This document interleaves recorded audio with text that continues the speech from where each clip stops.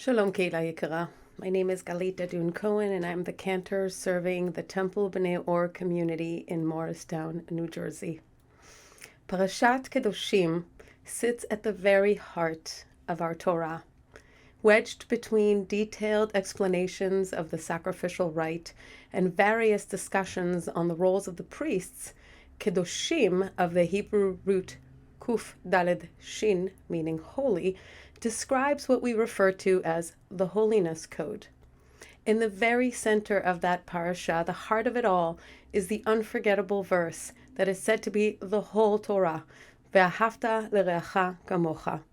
I even bought the t-shirt in Shuk Carmel in my last visit to Israel. These words, Rabbi Hillel taught, are indeed the whole Torah, and if one wanted to learn it while standing on one foot, as the Midrash suggests, this would be it, and the rest is commentary. Again and again, we are taught that understanding the other, having empathy, and seeing the situation from the perspective of the other matters most. This idea brings us back to our humblest beginnings, to our formative memory as a people, reiterating that we were once a stranger in Mitzrayim, our narrow place, Egypt. The bit of Torah model gives us an opportunity to dwell in wisdom contained in a single moment of Torah. We are infinitely grateful for Federation that continues to provide opportunities for all of us at Metrowest to gather around learning in such an accessible and relevant way.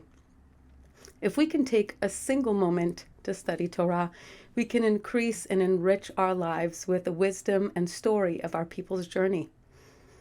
Leviticus 19, verse 18, Ve'ahavta l'reacha kamocha, you shall love the other, is preceded by the words, Lo tikom ve'lo titor et b'nei amecha. It is forbidden to return an act of aggression with another one, or take revenge against another.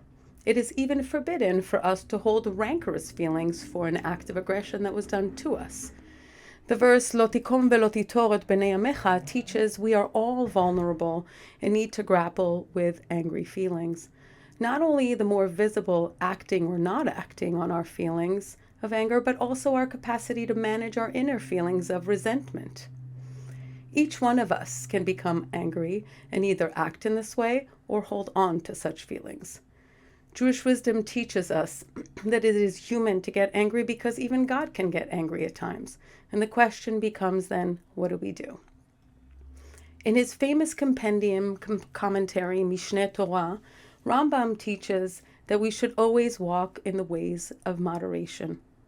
We should try to avoid feeling extreme anger, but on the other hand, not remain indifferent or aloof either. Rambam brilliantly recognizes that a complete lack of response is bound to emerge elsewhere. He also admits that to motivate a change, a demonstration of anger without becoming incensed is sometimes necessary, as long as we aim to remain calm inside. He also recognizes that sometimes to bring change, we may need to feel strongly and respond.